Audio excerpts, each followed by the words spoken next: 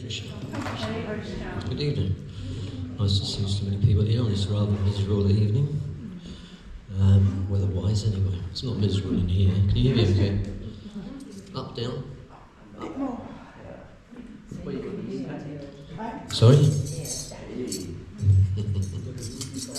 Okay, so who hasn't been here before? All right. Okay. Well, we have a new schedule. I've been told, so we have to do Kirtan. Okay. So just a quick overview. Do you know what this is? Okay. Well, just a quick overview, then just a quick explanation of what goes on here on a Friday evening. We're performing a practice called Bhakti Yoga. And in 1965, our guru, our spiritual master, came from India with this process of meditation and yoga. Most people associate yoga with physical exercise. It isn't. This isn't physical yoga, this is spiritual yoga. The goal of the yoga process is to reach a stage of spiritual realization, or bliss, or ananda, or knowledge, etc., etc. So everybody's heard of yoga, right? Yeah. Well, so there's Hatha yoga, which is the first process on the pathway of yoga, and it culminates in bhakti. So that's a yoga process. It's an ongoing process. Bhakti is purely spiritual. It's not physical. So to achieve this state in this age of Kali, which we live in, which is a very disturbed and very difficult age to practice any spiritual process, let alone yoga, especially in the Western countries. 500 years ago, somebody appeared in India to give this process of chanting this mantra, which will achieve the same results as all of the yoga processes will achieve. In previous ages, that was the process. Now it's been made very simple. So, who knows? Anybody here meditate? Just out of interest? Okay, so you know what mantra is? Yeah? Mantra is a Sanskrit word. Man meaning mind, and tra meaning to deliver. Because the whole process of meditation is to control the mind. Because that's, as Krishna explains in the Bhagavad Gita, if you've heard of this book, that our mind can be our best friend or it can be our worst enemy. And to control it is actually like trying to control the wind. So we need but it's also assumed or understood by most people that meditation is important. Our inner well-being is as important as our external well-being, right? Physically. We see in this age there are so many problems with mental health issues. People are suffering very bad because of the mind and the bad things it can do to people, right? Yeah, we all see that all around us. So we have a process given to us by our guru to make it very easy to overcome all of these problems and also experience a higher state of consciousness, to experience a higher state of happiness. And we can achieve that very easily by chanting mantra. Now, this mantra is done in two different ways, mostly. You can do it as a personal meditation. We usually do that on beads to help us to concentrate. These are the beads we use. Or we do it in a group like this. So for the first part of this program, which our guru inaugurated, we do a little bit of mantra meditation together, which is done with music normally. In India, quite often it's done with harmoniums, but I don't play the harmonium. Well, I do, but I can't sit down cross-legged for very long these days, so I tend to use a guitar. I should have done the Hatha yoga maybe, but I've helped a bit more. And it's done in a call and response fashion. I don't want to talk too long because we have a strict time schedule now, aren't we? So I do the mantra, then you do the mantra. Now, the important thing about any process of meditation is doing it. If I give you a jar of honey, if you lick the outside of the jar, you're not going to taste the honey, right? You have to practice it to understand what it does, yes? Otherwise you don't taste the sweetness of the honey. If you lick the jar, you won't experience that, right? So to meditate, it's important to do it. It's very easy. It's not difficult. You can do it anytime, anywhere, under any circumstances. And it's the Hare Krishna mantra is the main mantra, which you may have heard, or you may have seen people dancing up and down Oxford Street in orange robes doing it. We've all done that. Well, I have. Not so much these days, but anyway. So it's a very blissful process. You know. It makes people dance even out in the street, so that's pretty joyful, right? Yeah. Anyway, we don't need to expect you to do that, by the way. So Or we could do if you like. It's a bit wet out there and it makes my hair go frizzy. It's rains. So anyway, I'm sure you'll pick it up. I don't want to talk too long because of the time schedule, but we can. I'm sure Premaniketan here will explain a bit more about it later, perhaps. Yeah? Okay. Okay, so mantra. So I don't want to talk too long about it. Is that sort of fairly clear? Okay, so the sound, mantra means sound vibration. This form of meditation is very easy. To meditate on, you often hear about meditation, focusing on a candle or just clearing the mind or sitting in a corner. These sort of meditations are very difficult now. It's not easy, in fact it's almost impossible. In ancient India it was very easy. The ancient sages of India could sit in the forest or in the Himalayas and meditate like this for a very long time, but we can't. The atmosphere is too polluted and we're too bombarded with distractions. Yeah? As my guru says, we live in an age when we're bombarded by weapons of mass distraction. Yes? So we can't really achieve happiness like that. And also we're looking for happiness in all of these things. The media, everything else is trying to tell us that if you have this product, it'll make you happy. Use this product. If you eat this, if you do this, it'll make you happy. But it's not happening. It doesn't, that's not really reality, that's an illusion. Because happiness is within. And to uncover that happiness, we have to have a process that will help us to do that. And then we can become happy and blissful all the time. We still operate in the world, but on a different level of consciousness. And this is called Krishna consciousness, which is achieved by following this process. So we'll do that. Firstly, we sing a few prayers to our Guru, spiritual master, and some of the other gurus in our line of disciplic succession, because this process isn't something new, it's not some new age hippie philosophy. This goes back, well, it's an eternal process actually, but originally it was inaugurated 500 years ago in India, but the Bhagavad Gita was spoken, this book was written down 5,000 years ago. So this isn't something new, this is a very, very tried and trusted formula. And it goes back even further than that, actually, because in previous ages this knowledge wasn't written down, it was transmitted orally from guru to disciple, guru to disciple. So this isn't something that's just been made up by some, YouTube guru. This is a very ancient process, and we can trace this process back also. Our gurus, guru to his guru to his guru, going back 5,000 years to Krishna in a direct, unbroken line. So it's very powerful. It's like plugging into the power socket and going directly back to the generator. The effect is extremely potent. It has to be that way. Okay, so is that okay? All right, so we'll get on with some Kirtan. This is called Kirtan, and then we'll have a class from His Grace Premaniketan after we finish that. And then we'll have some vegetarian food also, which is also part of the process. Okay. Any questions? Is that sort of fairly clear? Okay.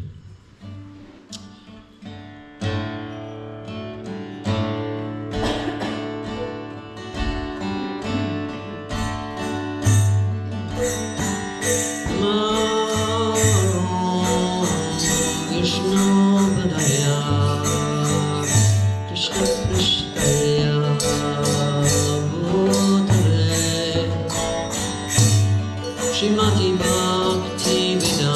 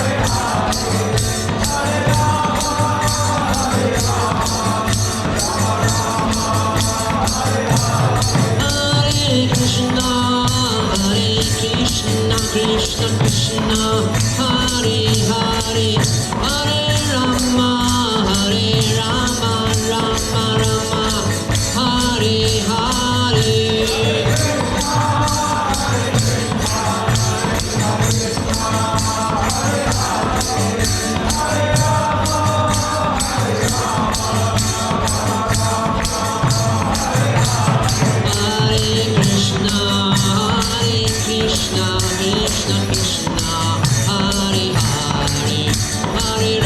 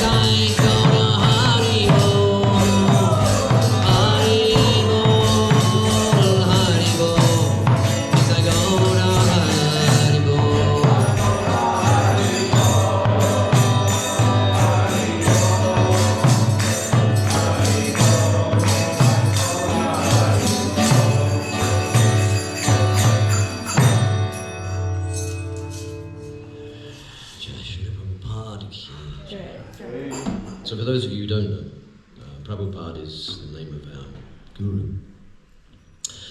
It's Divine Grace A.C. Bhaktivedanta Swami Prabhupada.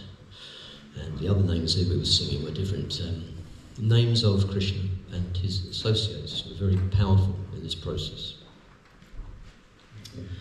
And this mantra, this Hare Krishna Maha mantra, Maha, by the way, means great in Sanskrit, so it's the great mantra. There are many thousands of mantras, different types of mantra for different things. People can use mantras for all sorts of things. In India, you'll find people who use mantras for many, many different things. But this Hare Krishna mantra is called the Maha mantra. It means it includes all of the other mantras. Everything is included in this one mantra, so it's all you have to chant. It's the only mantra you need to use. You don't need to worry about all the other things, because everything will come automatically if you use this mantra as your process of meditation. And it's very easy. You can do it anytime, anywhere, under any circumstances. You can do it here in a group, or you can do it when you're hoovering or whatever, driving, talking, working, anywhere. It's just very easy. It's free, it doesn't cost anything. And it is actually your greatest gift, free gift, given by a very amazing personality who came from India to the West to give us this process.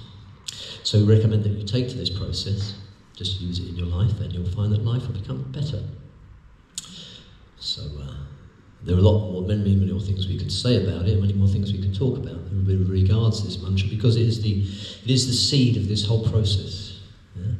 Everything revolves around this. Everything else is there for this purpose, to chant this, to do this meditation, to chant on this Maha mantra, to use it in our lives. It's a free, beautiful gift that we should incorporate into our lives.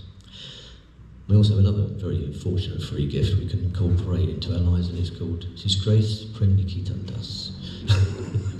I'm going to hand over to you now. So thank you very much for joining in, and I hope that you've got something out of it. You can experience something, yes, even if it's just a joyful coming together of people of like minds, associating with people who are trying their hardest to help others to become happy. That's all it's about. Everybody wants happiness. We're all searching for happiness. Yes? Who doesn't want to be happy? We have a book over there on our book table at the back there. It's called Chant and Be Happy. We have no books called Chant and Be Miserable. So, what do you want? If that's what you want, then we'd recommend this as being the topmost process for achieving that state. So thank you very much. Hare Krishna. I'll hand over to Prem now.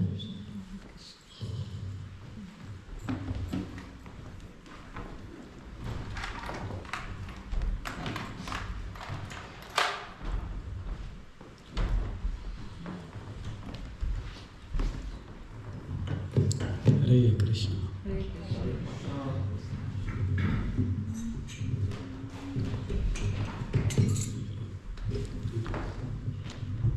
That was absolutely ecstatic, wasn't it? As if we have gone to a different plane altogether.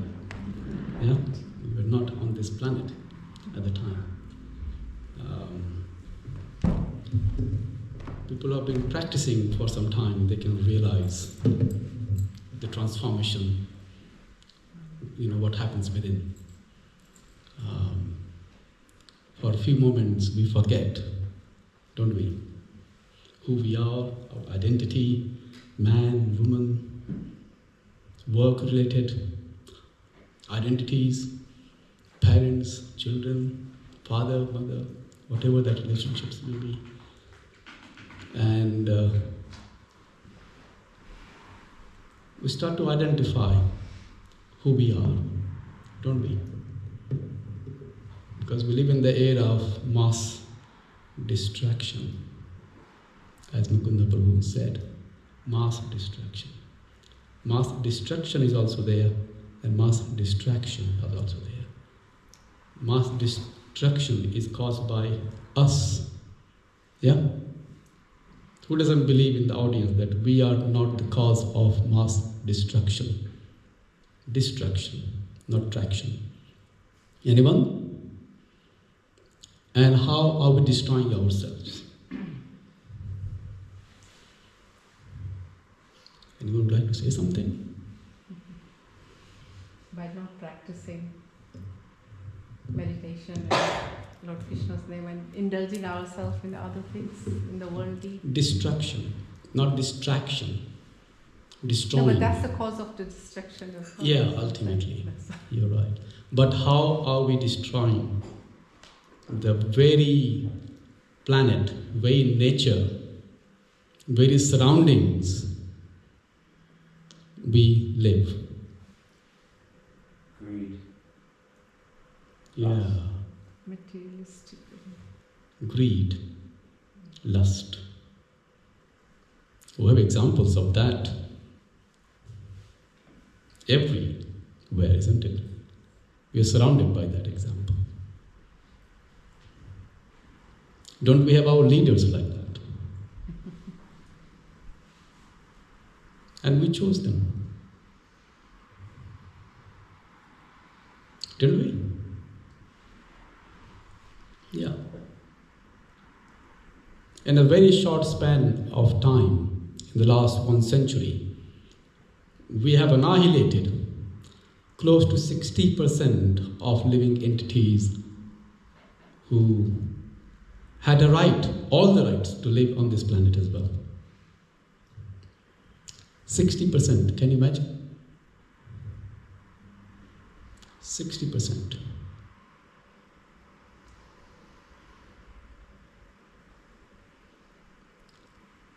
And done by only one creature. That's called human being. It is done by only one creature. That's called human being. And that's what, if we unleash ourselves fully, because there are some rules and regulations the government has put and the laws have put, and we still have to restrain ourselves, isn't it? Just imagine if all the human beings were let loose, what will happen to the planet within 1 day? Yeah? We have laws that you can't steal in the shops, you can't be a thief. But when there are riots, we had kind of riot in London, not long ago. And what happened? We saw the videos and the pictures of those. The very people who are supposed to have followed the rules of the country, they invaded those shops. Whatever they grabbed hold of, television or fridge or whatever, carried away. Yeah? Isn't it? Greed. Lust. How do we define lust? What it is? A longing for something that benefits us in some way, but doesn't truly benefit us. we think it benefits us. Yeah. Anyone else would like to add? Daddy, you're right, yeah. Anyone else would like to add something? Feeling of lack of, so I may lust over X because I feel that X object or X whatever will give me some sort of satisfaction. So I must seek that. I want that. Yeah. Mukunda Prabhu? It's desire, but probably unnatural desires. Yeah. It's a meaningless desire also. So our natural position is to serve. Yes? Our natural tendency is to serve. Yeah? When we say love, what does it mean? Just serve. Yeah. Soon we utter the word love, it is imbued with the potency to serve. We can't say I love you, but I don't want to serve you. I think mothers know it very well. Yeah? When you have children, it doesn't matter in what state of condition you are. My mother had twins. Yeah? She feed one and other one is hungry. One food, other one just feed. Changing. Constantly there is. Yeah? But when she reflects, but she has tears of love in her eyes. When she talks about it, yes, at that time she may have, suffered and all of that. But in that suffering, she felt joy. Yeah? You're a mother. Am I telling lie or that's true? That's true. Yeah. Yes, Chil Mataji? Yes. Yeah. And opposite to that is lust. Opposite to love is lust. When we ourselves want to be enjoyed by others, that tendency is called lust. We want to enjoy separately. That's lust. We want to be enjoyed by others. When you say love, that means serving, isn't it? We have to serve. And we are constantly serving. If we have a dog, yeah, I'm sure we all have pet dogs or cats. Dogs mostly, I'm going to give example because dogs are very domesticated animal. Cats are wild and sometimes they come home when they're bored. When outside bored. Dogs properly domesticated. Yeah? And when we take the dog out, what do? We put them in the leash, taking them, and we think that we are the boss, don't we? Dog owner, boss. Yeah? But when dog has a natural call, what happens? The boss has to stop. Pick it up. Pocket. Yeah. Who is the boss? Boss means service. Boss again has kind of loving attitude. Just like parents. Yeah? Love is there. Boss supposed to be loving. Yeah? Supposed to be loving. But what kind of modern bosses we have? You don't like your boss? Sukanya? No, she doesn't want to say anything because we work in the same place. So who is the boss? Sitting here? Huh? The boss is sitting here? No, boss is not sitting here. I'm not her boss, by the way. She's not a boss, but she's very bossy. Oh. See, things are being revealed. She is made feel bossy because you love her. She knows that someone is there to love, and that's why, just like children, yeah. What other things are there that is cause of mass distraction, not distraction?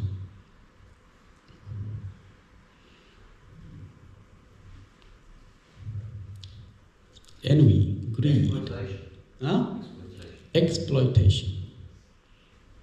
60%. 60% of living beings have become extinct. We will never meet them again.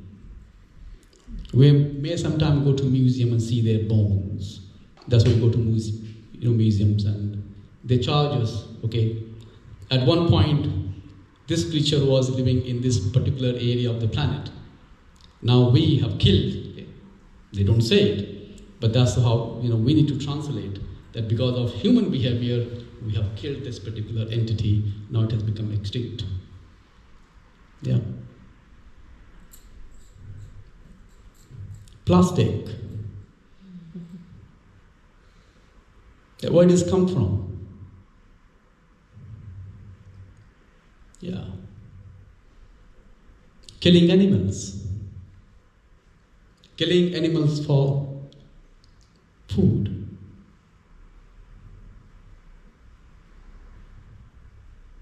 We had a very nice debate yesterday in our book reading club. A lot of things were discussed there, and one of the things that animals have no soul, that's why we have right to kill them. Yes? No. They have soul.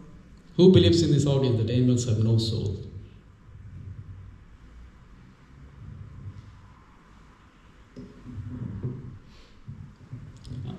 Prabhu, yes. So animals have no soul? No, everyone has soul. Everyone has a soul. What is the symptom of a soul? How do we identify someone has soul or someone doesn't? They move. Hmm? They move and they grow. They move and they grow. Yeah. What else? Consciousness. Anything that is conscious that has a soul. Yeah? Otherwise, this is my arm, my head, my ear, my nose, my legs. Yes? Where is that I? For the very thing, I, ego. I am this, I'm that. I'm very powerful, I'm very learned, I'm most educated. Yeah? What is that I in our body? Once you identify, everything is mine. My heart, my belly, my liver. Everything is mine. What is that I? Atato Brahma Jigyasa. The beginning of a spiritual path basically begins when we inquire about our own identity. Not knowing our true identity, who we are not just destroying ourselves, but we're destroying everything around us. Because we think this is all foreign. But once we know that everything is connected to me, because you're so protective, if you think that you are I and mine, soon we kind of start believing that this is mine, I won't destroy it, I will protect it. Yeah? My house, I won't destroy it. Whatever little happens, we put a lot of cameras and gadgets and a lot of things to protect it, don't we? We protect them. We don't destroy our house. If there's a flood in the neighbor's house, blanket, snooze, go to sleep. If there's a flood in our house, that's a big issue. You call the company, we call the police or whatever, fix it. We have insurance cover to fix it. Everything. I and mine. But soon we identify what is that the real I is. Then we will understand what is the real mine. But soon we know that what is that real I is, then we will understand that the entire universe is mine. Yes? Every living creature is mine as well. We start seeing the same spark. Yeah? So until we start seeing the same spark in everyone else, what is in me, because of which I'm conscious of myself, our tendency to destroy whatever, put finger on will stop, will cease straight away. Because of that ignorance that we have built in ourselves. Ignorance. That's what Lord Krishna, he talks in Bhagavad Gita. Ignorance. And that real ignorance has become the cause of mass destruction. Until we start believing that I'm the spirit soul, and everything that has a consciousness belongs to me as well. I will see the same spark. Same heart is beating me and same heart is beating there as well. And every living creature, when the one cellular or like us multicellular, we all conscious. I'm sure we all have studied in the school that amoeba, paramecium, the tiny unicellular cells, they're all conscious. You go near them and they move.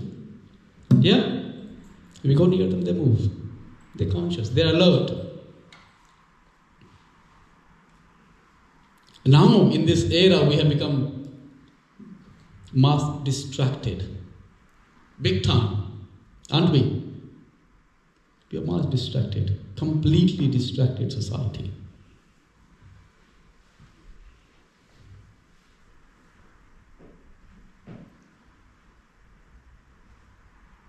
And that's where the yoga comes. That's where the yoga comes. Like Mukunda said, yoga is connection. Establishing connection. Just like this machine is working to amplify what I'm saying, it's connected to the power source. Yeah?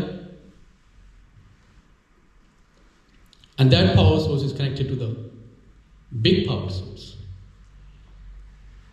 Just like I'm the disciple of my guru, then my guru is the disciple of Srila Prabhupada. Srila Prabhupada is disciple of his guru. And like that, the power source is connected all the way to Krishna. And who is Krishna? Danny?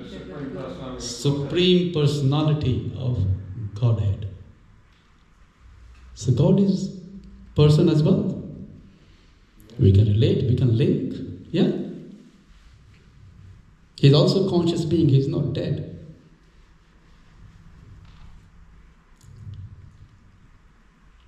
So that's the power source we're talking about. That power source, supreme power source. We are tiny power source. We are tiny power source. Yeah? Just like sun rays. Sun rays are tiny power source. Yeah? The sun globe is the powerhouse. Sun globe is the powerhouse. That's where all the rays are coming, isn't it? Yeah? When there's nice sunlight, bright outside, we cheer up. But in the winter, things are a bit gloomy. It's a bit gloomy. Yeah? Because there is no sun rays. When sun rays is not there, we feel gloomy. Similarly here, to us, it's impossible for us to remain happy. Doesn't matter what we achieve in life forever. And my experience is this, not when you achieve that, by the time you get hold of that thing, what you have been aspiring and working very hard, your goalpost had changed already. Yeah? Once you kind of done your exam, by the time you see the result, yes, I got 84% or A or C or whatever, your goalpost has already moved on. My next job, what am I going to do? Yeah, true? Yeah. Until you find that kind of next job, you're anxious. It doesn't matter that you score fantastic star in all 3A or 5A and stuff, yeah? Until you get the next goalpost achieved, yeah? You're in misery, anxious. Oh, my friend got the job.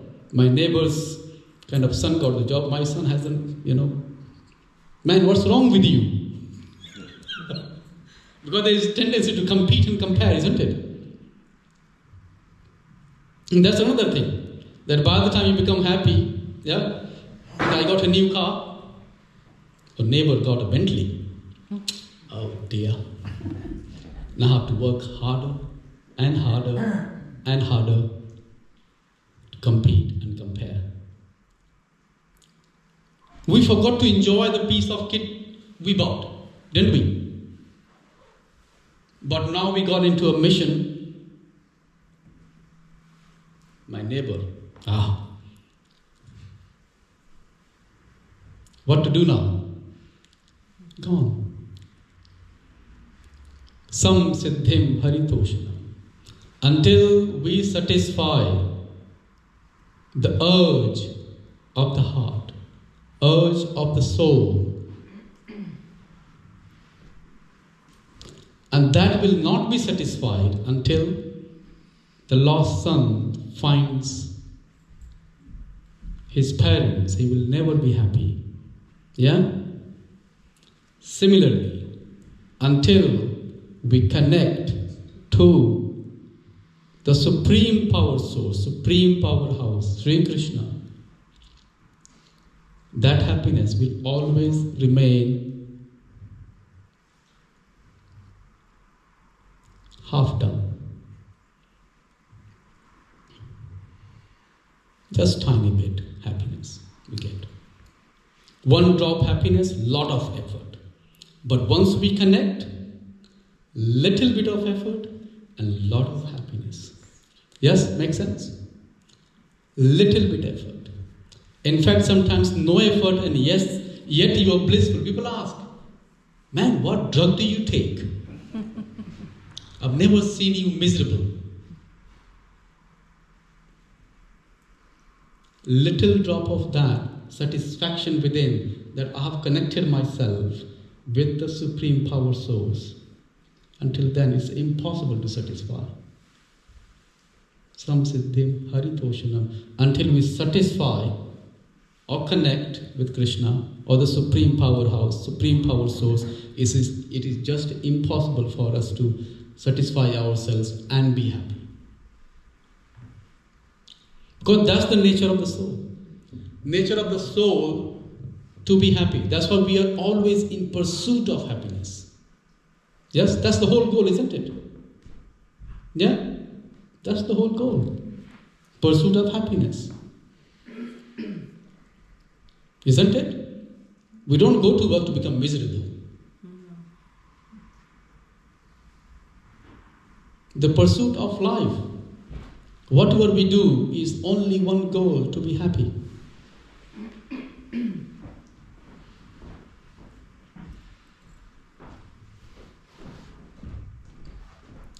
Does anyone has any questions? Anyone wants to make any comments? Aran Prabhu?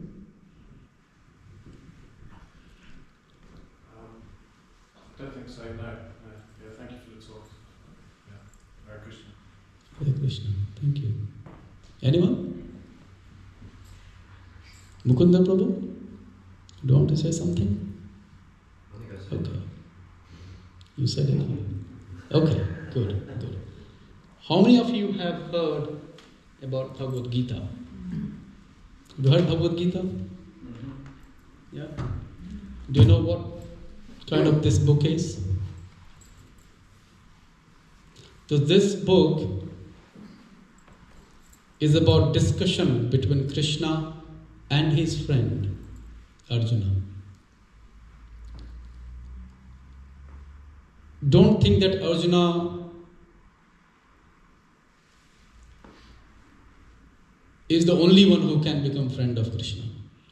In fact, we are all Krishna's friends. We just need to realize, isn't it? Just like lost son whose father has millions and billions of kind of treasures and he's unaware of that.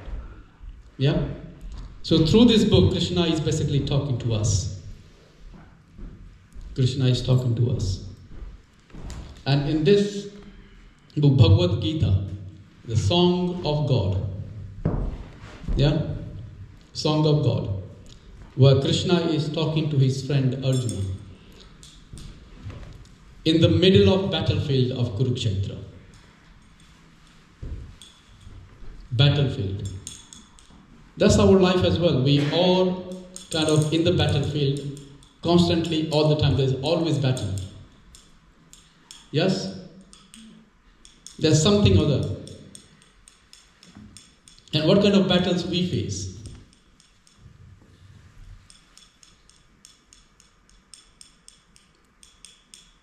What kind of battles do we face? You asking a question? Yeah. Come on, participate. Huh? Yeah. Food, shelter, and accommodation. Yeah.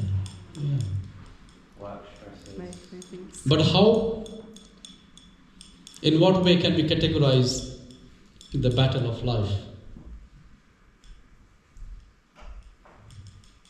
To survive. Let's go for gross.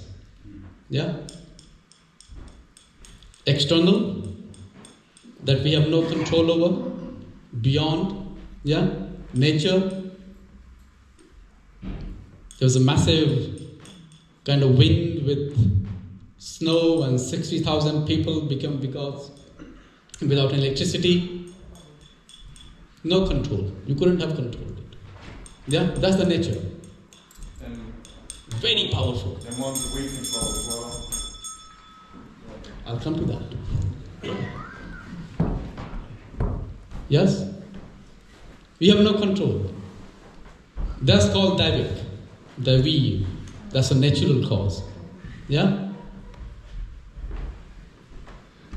And then we have the battle caused by the other people, like around us. Yeah? Family, society, country, causing trouble. More taxes. More taxes going on. To work hard. Yeah, that's a battle. Battle of our own body. Yeah, miseries of our own body. That's also battle. Isn't it? You have to go to work. That's a battle. Waking up in the morning, in the winter, frost outside. Yeah? Isn't that battle? Very cold. You take a shower, get dressed, go to work. Then at workplace, there's so many people there. They can annoy you. Yeah. By the way, I work for the National Health Service. National Health Service. Krishna.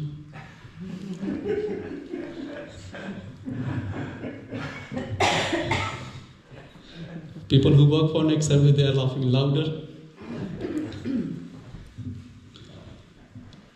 Yes. And then there's a battle of mind. Battle of mind. I think the rest of the battles we can possibly somehow we have insurance, the roof gone, we can fix it and stuff like that. You go to hospital, get fixed, the body, broken bones and and stuff. But dealing with mind, our own mind, that's constantly there. Yeah? Constantly there, continuously talking, non-stop. You can't even sleep. You can't even sleep. Non-stop battle with mind. They're so powerful.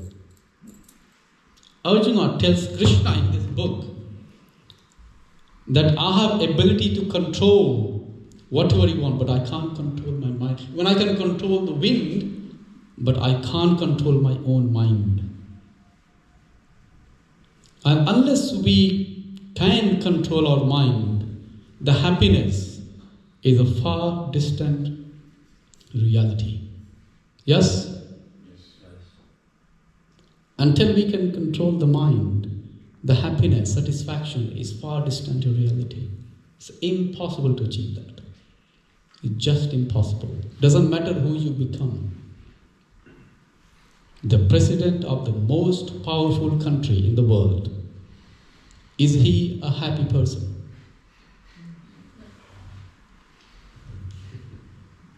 Most powerful country, most powerful man on this earth. He can just go, kidnap someone, bring to their country. Is he a happy man? I'm not kind of criticizing him, but I'm just asking, is he a happy man?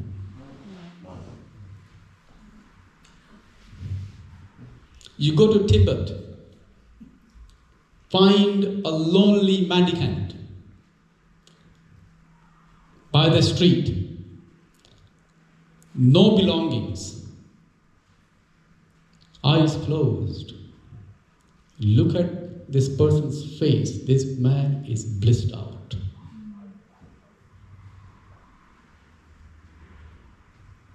I'll tell you a story of my own. Recently, I went to Vrindavan with devotees. And I've been praying to Krishna to please give me some experience, some new experience in this holy place. So Vrindavan is the place where Lord Krishna appeared 5,000 years ago. It's a holy place in India. It's a pilgrimage. A lot of people go there. I went to a shop owner, and he had a very small shop. Very small shop. Soon I kind of land in India. My bargaining kind of tendency just comes over me. Doesn't matter where I am, I bargain. When the shopping malls, Dangadi Prabhu and Mukunda have seen what happens to me. Something just overpowers me and I bargain. It's very good at it. Sometimes half the price or lower than that. Successful. So I went to this kind of shop, little shop. And I wanted to buy, some neck beads and some other bits and pieces, cheap. And I bargained with him. He gave me some discount. And he is possibly, in our currency, this person possibly makes about 4 to 5 pounds a day. Maximum, or less than that, my feeling is, maybe 2 or 3 pounds a day. This story really humbled me. I bargained. God. Somehow or other, I kind of observed him. This guy was so calm. Absolute in meditation, even though we're dealing, we're shopping, we're trying to interact with this guy was so calm as if he is in trance and meditation. So I just wanted to ask him that who this personality is. So I inquired.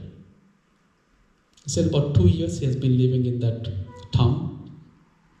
He migrated from some other town. So his daughter became a devotee of a person. A disciple of a person, and she wanted to now live in this town where Krishna was born. So he migrated, entire family migrated with that kind of daughter. So for his livelihood, because he's a father, he has 2 kids, he wants to kind of earn his money. And so he opened his small shop. His guru told him that earn money with honesty and integrity, not with greed, not with lust. And just in 2 years, this guy perfected it completely. So once I came to know about his past and his stories and everything, when the time came to pay him, I told him, I don't want to bargain with you. In fact, I wanted to give him extra, because I could do that. So I was in a position to do that. And guess what happened? He refused. He flatly refused completely. He wouldn't accept a single penny extra from the bargaining point. So whatever the price we bargained, he wouldn't take a single penny.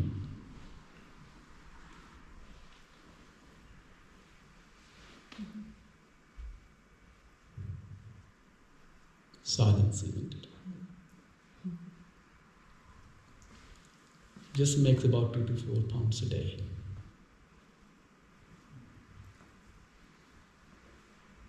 He wouldn't take a single penny from me. He said no.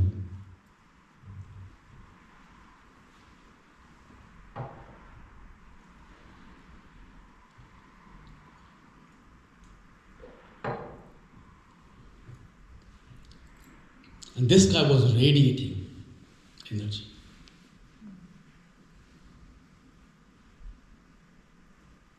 I hugged him. At least let me get some bargaining here as well. Because he had a high energy, I wanted to tap in that energy. And his hug was magical. So much love this guy had. Completely satisfied with his life, no complaints. Completely satisfied with his life, no complaints. And he lived in a hut.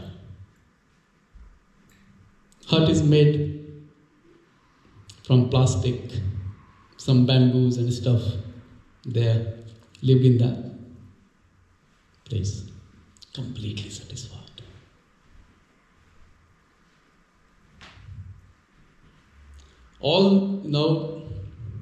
He may not be able to sit here and give very eloquent speech.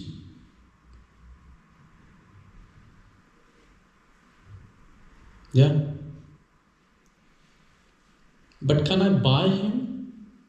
Can I do anything for this guy? Can I bribe him? So the person who is completely satisfied, he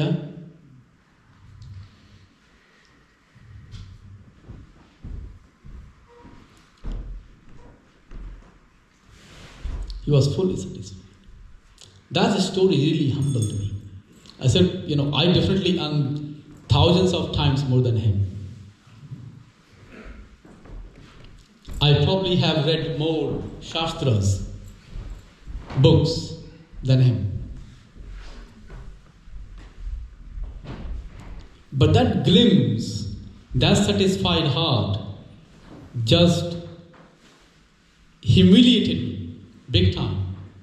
And that was so beautiful to observe that no amount of wealth of the world can distract this person. No amount of external beauty can distract this person. He's so fixed.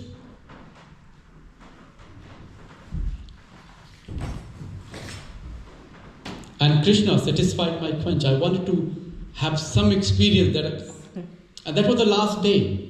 That was the last day. We kind of checked out from the hotel. We sat out in the lobby, and I think we checked out about 12 o'clock. Our taxi was about 6 o'clock. And this was the last moment I wanted to go and buy. So at 5 o'clock, I think I went, 5 o'clock. I'm looking for, found this little place and I went. Maybe that was little Krishna came. That was absolutely beautiful. Being himself. Yeah.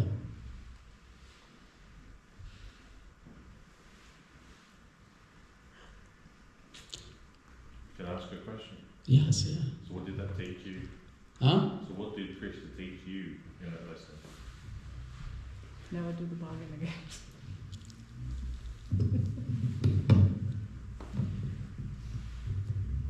Krishna taught me that whatever attributes I may have, unless I'm satisfied within,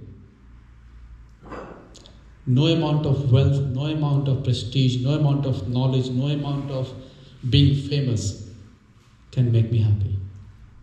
Absolutely not. And this is what this process is. That person, he perfected his life just within 2 years. He come to that state of consciousness just within 2 years. Before that, he was.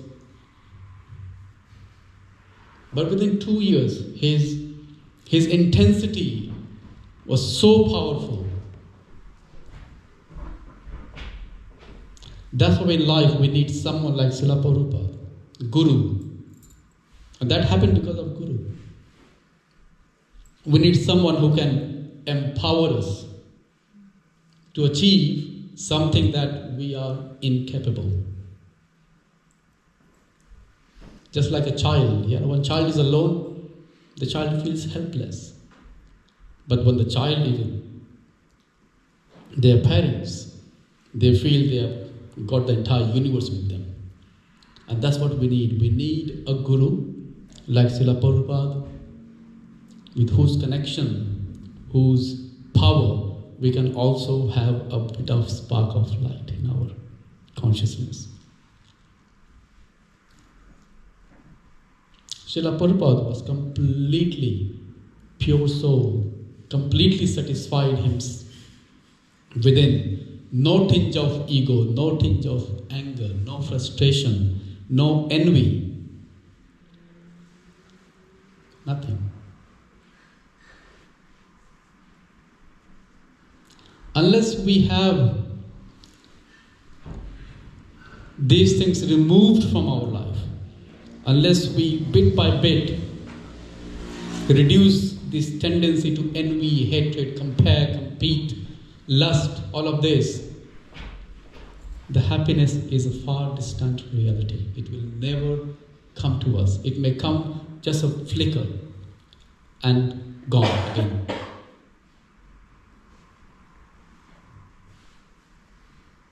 Just like that, isn't it?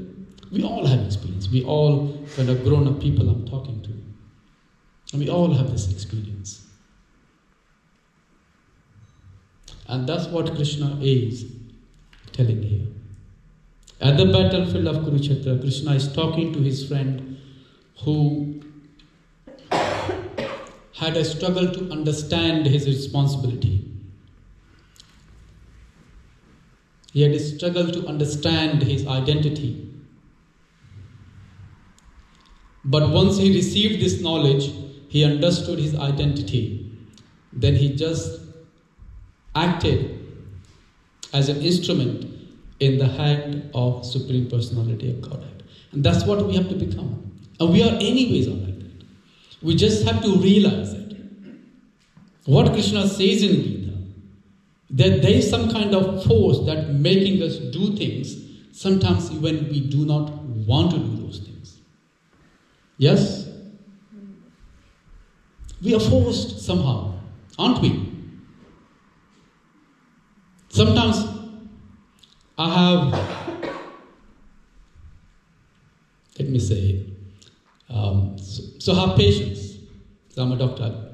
So I have patients who come to clinic and they're habitual kind of alcoholics. And they tell me, so many of them come, and they tell that I do want to quit.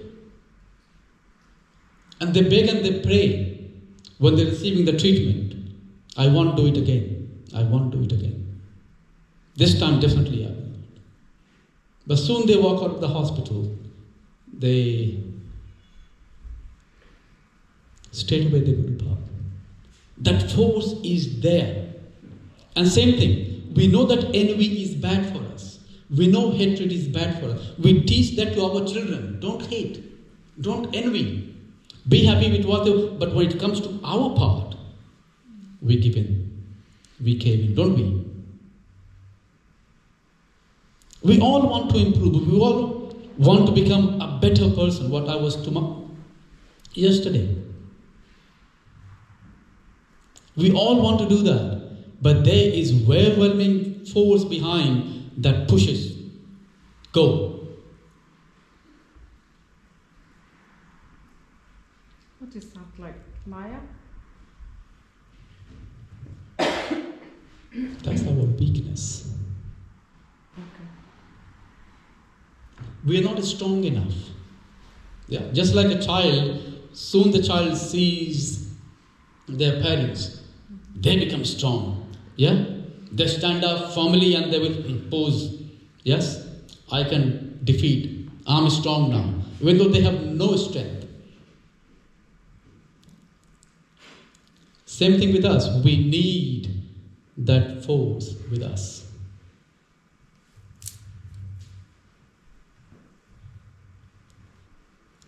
We need to realize, just like a child is going to realize that, yes, my parents are here. We need to realize there is a force behind. With their support, I can say no to temptations. Because temptations, mind is going to drive us mad. Mind is very powerful.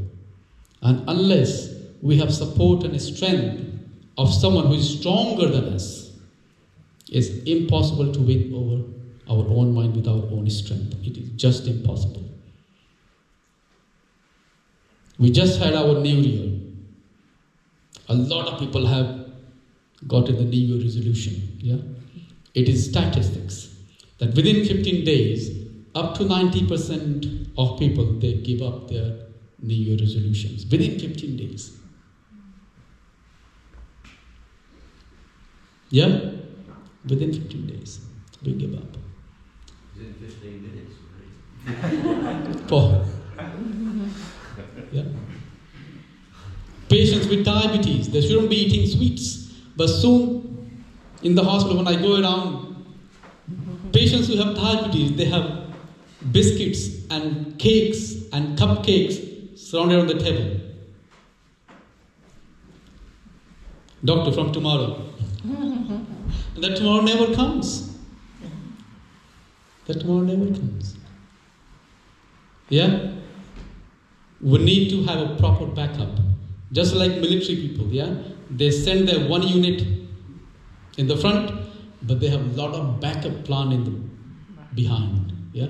There is a whole plan behind. If something happens, they will send troops, the helicopters, the fire planes, a lot of things they have. Similar thing, we need to plan to win over temptations, over our minds. Otherwise, it's just impossible. Alone, we can't. Just like a stick, very easy to break. But once we have 5 or 6, won't happen. That's why this Sangha is so important for all of us.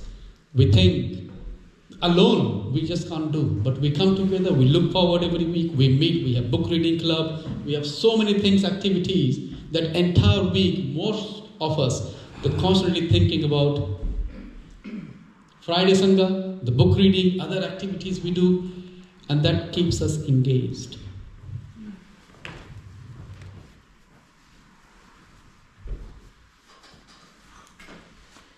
Can't break it. That's what we need. United, together, we can do it. Any questions, any comments? Thank you. Really. Sorry, I didn't read what I had planned, but somehow Krishna,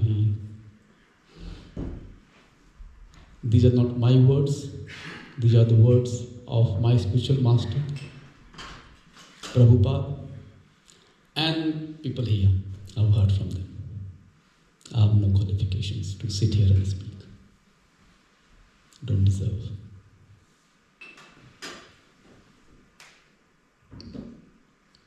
Anyone wants to say anything before we do Arati and Kirtan?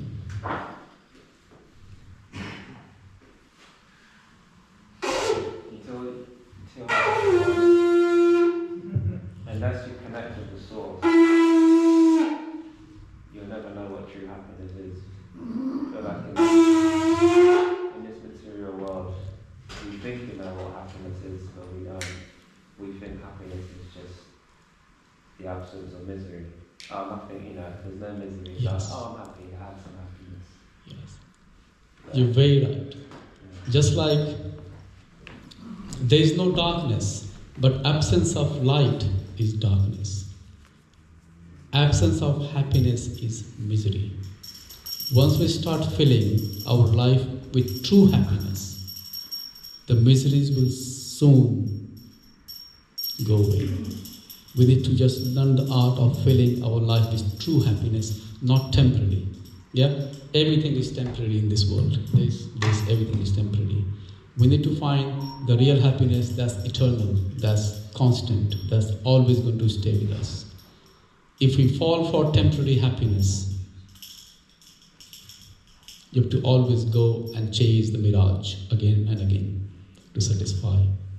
But that's a mirage. Yeah? You have to find a permanent, true, blissful. Yeah. Hare Krishna. Do you think we will achieve that happiness once we meet that Supreme and that's it? We don't have to even meet. Just by chanting this Hare Krishna Maha Mantra that Mukunda Prabhu was talking.